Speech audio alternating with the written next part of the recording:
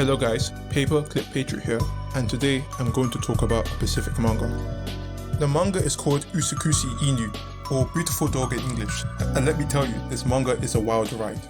This manga might be in contention for having one of the most morally depraved, hedonistic protagonists in all of manga, and I'll explain why.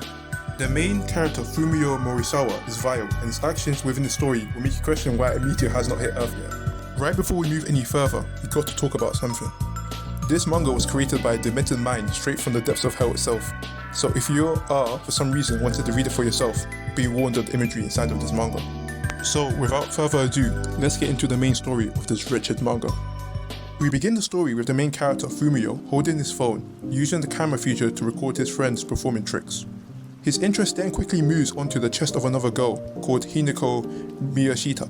Apparently, there's a rumor about her saying that she has a unique feature regarding her chest. The rumor is quickly sidestepped when the teacher comes in and announces that one of the students, Andu, from Class C has been missing for around 2 days. We will get back to this plot point later. Fumio returns to his house to see his brother's girlfriend Kaori and also his brother. After some mild tension, we then see Fumio running outside, taking a jog, being furious at his brother being more successful than him and how he sees himself as the retarded virgin younger brother. This is actually what the manga says verbatim. After Fumio finishes jogging, he returns home to see his brother's girlfriend, naked peeing.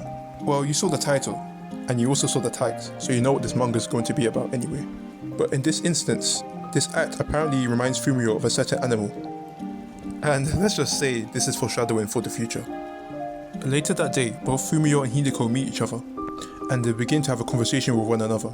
Over time, the conversation becomes a bit more, let's say, tense. With Fumio being an absolute gooner, the conversation turns into something a bit raunchy. He highlights the rumor that's been going around Miyashita. Fumio thinks that Miyashita has 4 breasts, like she's some type of animal, but Miyashita corrects him. Miyashita then corrects Fumio, stating that she has something called an accessory breast, where in the womb, when the embryo is being developed, breast tissue forms around something known as a milk line, where excess breast tissue is located. This results in the female having extra breast tissue in some areas around her body. Miyashita then allows Fumio to touch them, which he does, and he goons out about it. But right before Miyashita leaves and goes home, he sees what appears to be a dog. And I have to sense all of that. What the hell is this awful one, man? Carrying right on, the dog appears to disappear, and Fumio returns home to goon. In his goon chest, he's reliving the events that occurred earlier this day, with his last memory right before climaxing being... what the hell? The dog? Well, that's the end of chapter 1, let's move on to the second chapter. We now enter chapter 2, where Fumio wakes up and thinks what happened last night to him was a dream. This happens not to be the case, as he receives a text message from Hinako herself. She tells Fumio to keep what happened yesterday as a secret, which he obviously agrees to, so he can do more. After arriving at school, both Miyashita and Fumio find themselves on the upper floor of the school, with Miyashita wanting Fumio to touch her on the head. Get your mind out the gutter, man. Anyway, Fumio complies with the request. Once again, Hinako mentions Ando from Class C, who is still missing, and how she feels rejected at the apparent apathy at his disappearance and how nobody cares. Venting her feelings to Fumio, she then leaves, thanking Fumio for his company. Later that day, Fumio is on his phone, texting Miyashita's phone number to further pursue the bond between him and Miya, until in the middle of the road, that same dog from yesterday appears. And this is where the manga gets very weird. So for the next 3 panels, we gradually follow Fumio as he follows the dogs down the alleyway, where he then begins to come closer to the dog and... what the actual fuck? He recorded it as well. This guy is truly a menace. The chapter ends with Andu's student identification card revealing itself on the floor below. So, if you are still here, then you understand why this guy is one of the most disgusting, depraved, and immoral manga protagonists out there. Already, from what little we have seen from Fumio Morisawa, he is a horny gooner who only thinks with what's below his belt, but it gets much worse from here. Morisawa returns home from his activities, with him wanting to goon after what he has done. This sick guy. Fumio asks why the hell is she here, but she then changes the conversation into her wanting to watch Fumio goon in front of her for what happened yesterday. Before the situation gets even more tense, Fumio's brother returns home and the situation fizzles out. Bro stopped her NTR situation from happening. Later that night, Fumio is gooning and he gets a weird vision of a dog being on top of him. So he gets the video of what he had done to the dog and he starts gooning to it. Yeah, this guy is sick. He is ill. He is just not right in the head at all. The chapter ends with Miyashita texting Fumio, suggesting that they can go on a date together tomorrow. It seems to be a day off, and Fumio and Hinako are just chilling out, going on a date together. They're doing things like watching movies, going to McDonald's, not McDonald's, because you know of anime copyright and stuff, and just generally chilling out. Then Mishita checks Fumio's phone to see if he's been gooning to anything. But for a split second, she sees the video of Fumio and the dog, but Fumio literally swipes it out of her hand instantly. This makes Mishita upset, thinking that she has done something wrong, and she decides to excuse herself to the toilet. Fumio, in this moment of reflection and isolation, knows what he's doing is wrong, and how instead of love, he feels lust, which leads to extreme self-loathing on his part. After that small conflict, they reconcile. They part their ways, with the potential of them becoming officially boyfriend and girlfriend later on. Fumio and Hinako become a couple, and they go out on dates and stuff. And it seems like things are actually going his way for once.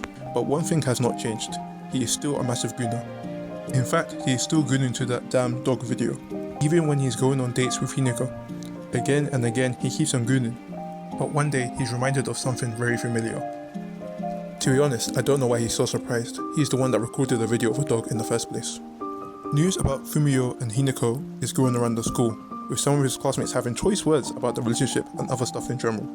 Later on, Hinako and Fumio go in for an actual kiss, but Fumio, at the corner of his eye, sees a familiar face.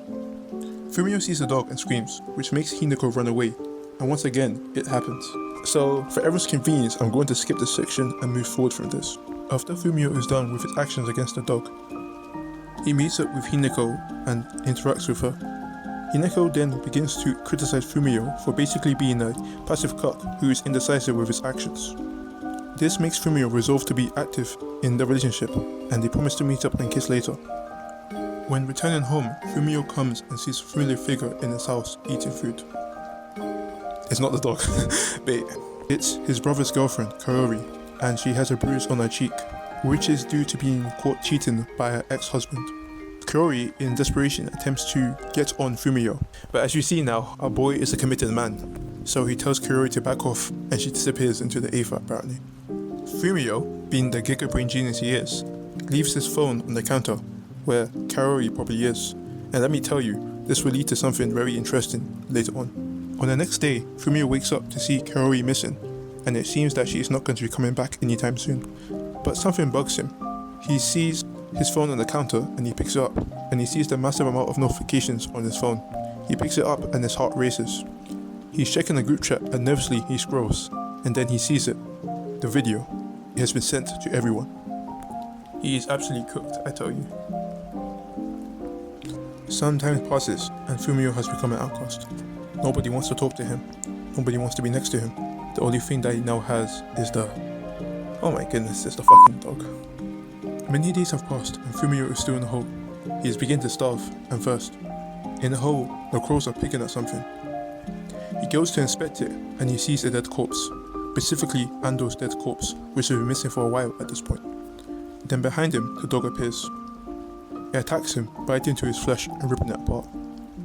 In his final moments, Fumio is thinking about how much of a piece of shit he is for literally molesting a dog, but before he truly submits to his fate, he thinks of one thing. Hinako and the promise that he had made to her, and how he also has to apologize as well. So Fumio gets the strength to push the dog off him and have a 1v1 with the dog. As they both get into a fighting stance, they charge towards each other. Fumio grabs a rock and holds it in his hand, charging towards the dog. Then in one blow, it is all over. He climbs out the hole and returns home bloodied and battered. His brother is drinking, talking about how his ex-girlfriend is actually 38 instead of 25, and how she was having an affair on her husband with him. In the end, his brother gives him some wise advice, which is to beware of bitches. The last thing Morisawa does is pick up his phone, determined to apologize to Hinako for what he had put her through. He still screwed the dog though.